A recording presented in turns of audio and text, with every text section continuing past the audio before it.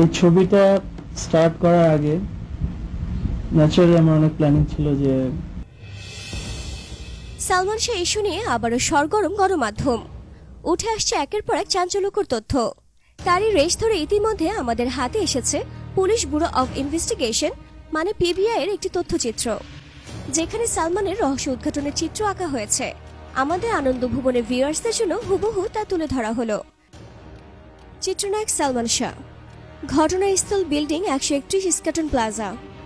ঘটনার আগের দিন সন্ধ্যায় এফডিসি ডাবিং থিয়েটারে প্রেম পিয়াসী ছবির ডাবিং চলাকালে সালমানের স্ত্রী সামিরা উপস্থিত হন এবং সালমান ও শাবনূরকে ঘনিষ্ঠ অবস্থায় দেখেন। ডাবিং থিয়েটারে সালমান ও শাবনূরকে ঘনিষ্ঠ অবস্থায় দেখে সামিরা রাগ করে ডাবিং থিয়েটার হতে বের হয়ে যায়।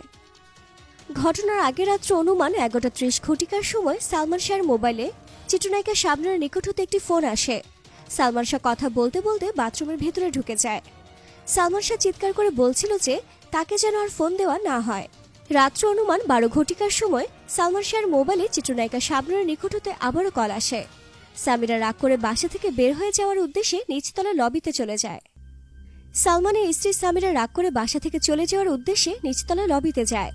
সালমানের ব্যক্তিগত সহকারী আবুল হোসেন খান বাসায় ফিরে আসার জন্য সামিরাকে বোঝানোর চেষ্টা করছেন। সামিরা বাসায় ফিরে আসেন এবং কান্নাকাটি করতে থাকেন।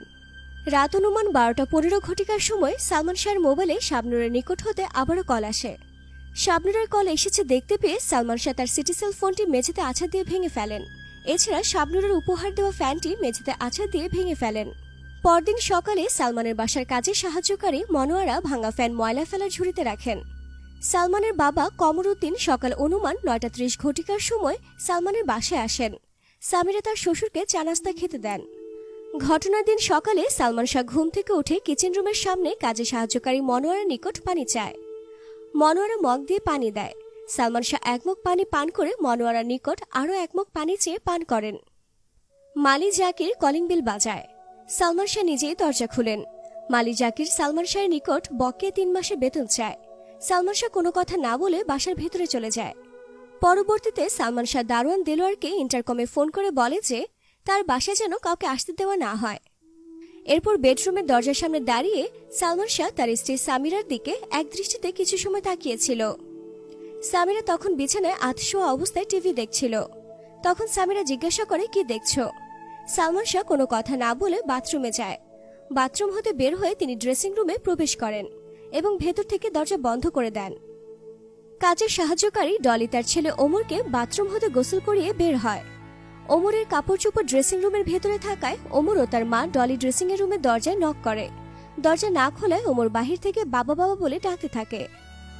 ওমর ও ডলি ডাকার পরও দরজা না খোলার বিষয়টি সামিরাকে জানালে সামিরা ড্রেসিং রুমের চাবি এনে দরজা খোলে। তখন ওমর, ডলি, মনোয়ারা, আবুল দরজার সামনে উপস্থিত ছিল। ড্রেসিং রুমের দরজা খুলে সালমান শাহকে ফ্যানের সাথে ঝুলন্ত অবস্থায় দেখতে পায়। সামিরা চিৎকার দিয়ে সালমানকে নিচ থেকে উঁচু করে ধরে। আবুল, মনোয়ারা সহায়তা করে। ডলি রান্নাঘর থেকে বটি এনে অ্যালুমিনিয়ামের মই বেয়ে উপরে উঠে ফাঁসের রশি কেটে দেয়। বেলা অনুমান 11:30 ঘটিকার সময় সালমান শাহকে ধরাধরি করে পাশের বেডরুমের মেঝেতে শোয়ায়। সামিরা মাথায় পানি দেয়। ডলি ও মনোয়ারা তেল গরম করে সালমান শাহের বুকে, হাতে ও পায়ে মালিশ করে। খবর পেয়ে দারোয়ান দেলোয়ার সালমান শাহের ফ্ল্যাটে চলে আসে। আবুল ও দেলোয়ার সালমান শাহের শুশ্রূষা করে। সালমান শাহের বাবা মা, ভাই সহ অন্যান্যরা সালমান শাহকে নিয়ে হাসপাতালের উদ্দেশ্যে রওনা দেয়। সালমান শাহের বাবা মা, ভাই ও চিত্র পরিচালক বাদুল খন্দকার সহ অন্যান্যরা সালমান শাহকে নিয়ে হলি ফ্যামিলি হাসপাতালে পৌঁছান।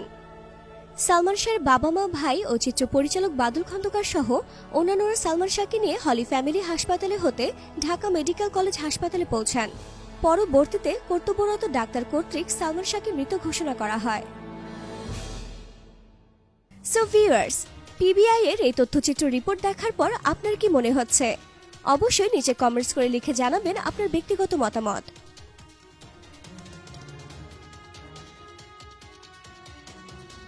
ডিয়ার ভিউয়ার্স, এমন আরও ভিডিও পেতে আমাদের পেজে লাইক দিয়ে ফলো থেকে সি ফার্স্ট দিয়ে রাখুন।